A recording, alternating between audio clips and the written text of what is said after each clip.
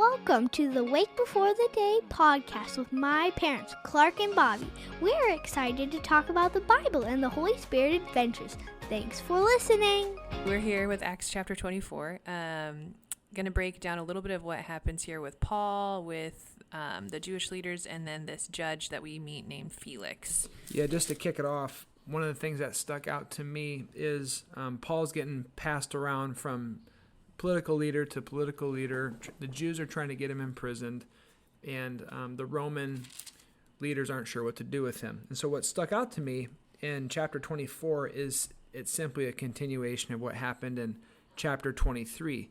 In chapter 23, verse 11, Paul is in a bind, and the Lord came and stood near Paul and said, while he's in prison, "Take courage. As you have testified about me in Jerusalem, so you must also testify about me in Rome." And what stuck out to me in that verse is that all too often when we come across hard circumstances, my first inclination, and maybe yours too, is to pray that God would bring us freedom and deliverance. Like, God, get me out of this situation. This sucks big time. Yeah.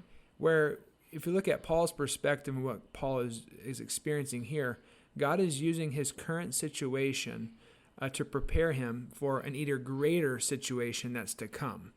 Now, that might not be exciting, but it's what God's doing. And it provides Paul an opportunity to speak to an even greater audience about Jesus and allow the gospel to be spoken to even more prominent leaders. And so for me, I'm thinking through times in my life where I'm quick to go, God, please change my circumstances, or please get me out of this, instead of me praying, God, help me see this as you see it. And what am I to learn here? What are you doing, and what are you preparing me for? Because that's exactly what's happened to Paul here. Kind of a light, so on what you just said, kind of a light example of that, just like trials kind of advancing you in life is, I think we processed this before, is like what happens when you pass Algebra 1? It's like, oh, okay, great. You're done, ice cream, celebration. No, actually, you're going to come back next year. And because you passed Algebra 1, that was super challenging, you get to try Algebra 2. Yeah. And it's kind of like that in Paul's life. You see just, okay, you're going to come under trial with these people. Great. Speak Christ. Be kind to them. Be loving. Okay, now you're going to come under trial with these people. Speak Christ. And that's kind of what resonated with me in this a little bit, was how Paul just, he literally calls out the truth from the very beginning. So he comes under trial and he just starts kind of debunking, because they're making claims about, how he was defacing the temple and he's starting riots and he's doing this. And he's like, no, actually, I haven't been doing any of that. And you don't have anything that can prove that I've been doing any of that. And then he goes on to say how he was actually collecting for the city while he's been gone. And he's only been there for 12 days. And so he literally just faces kind of uncomfortable conversation scenario just head on, just not beating around the bush. No, fluffy language. I think, what is that guy's name in verse 2? Tertullus. Turtle.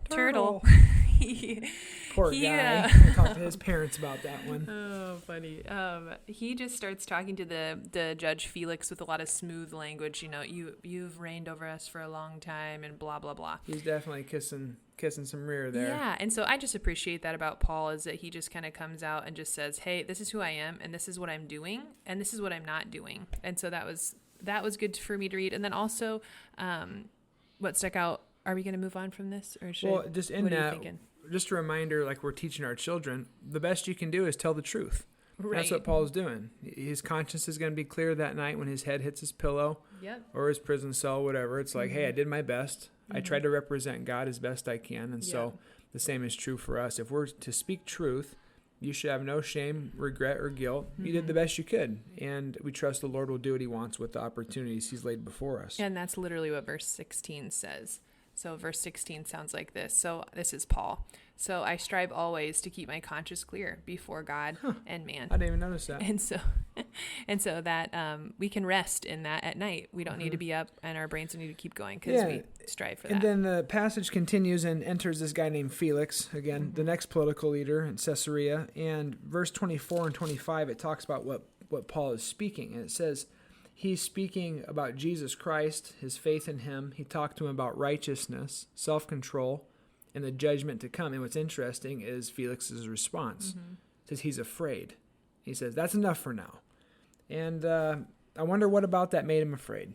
But right. And then if you keep going a little bit too, it says Felix was afraid and said, "That's enough for now. You actually exclamation point. So that's enough for now. You may leave. When I find it convenient, I will send for you." That stuck out too. And so that was just another phrase that,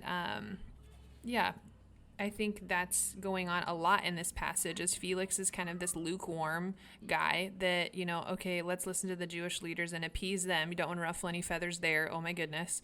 And then I'm intrigued by what this man Paul's saying. So I'm going to bring my wife and we're going to privately discuss what's going on, but I don't want to let him go, even though that's really interesting and there could be something there. It's a little scary.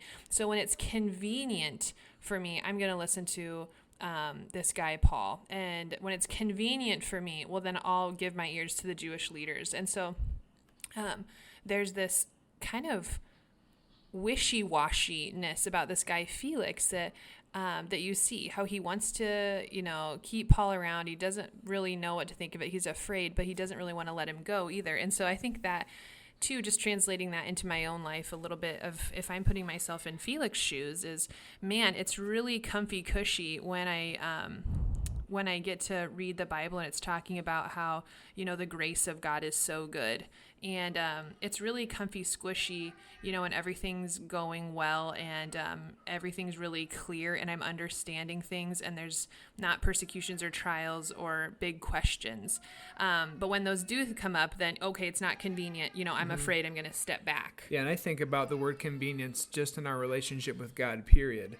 Like when is it convenient for me to read my Bible? When's it convenient for me to reach out and care for somebody? When's it convenient for me to attend church?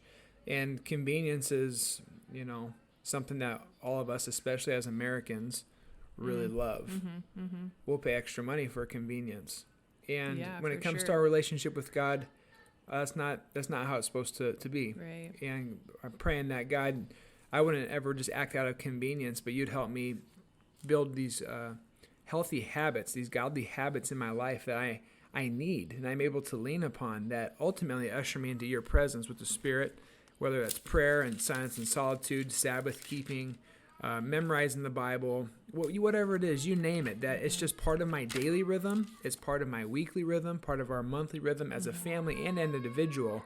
And I'm never tempted just to give into convenience, but there'll be days where, it's not convenient, but it's worth it. And I love you, Jesus, and I want to grow my relationship with you. Right, and the Bible speaks to that multiple times when we read verses. I'm trying to look right now. I don't think I wrote them down, but verses that sound like, let your yes be yes and your no be no. Like, or literally there's verses that speak about you're going to be spit out if you're lukewarm. Yeah. And so anyway, that word convenience, I think, convicted both Clark and I as we read about Felix. Yeah, so as we part ways today, we encourage you, jump into Acts 24, check it out. There'll be times where God's using your current situation, your circumstances to prepare you for what's to come. And we can't ever do wrong by telling the truth. When it comes to our relationship with God, let's not be like Felix and just turn our ear and heart to him when it's convenient, but do it on a daily basis. So thanks for listening to this, even when it's not convenient or it is convenient. Wah, wah. All right. God bless you. Have a great week. Bye-bye.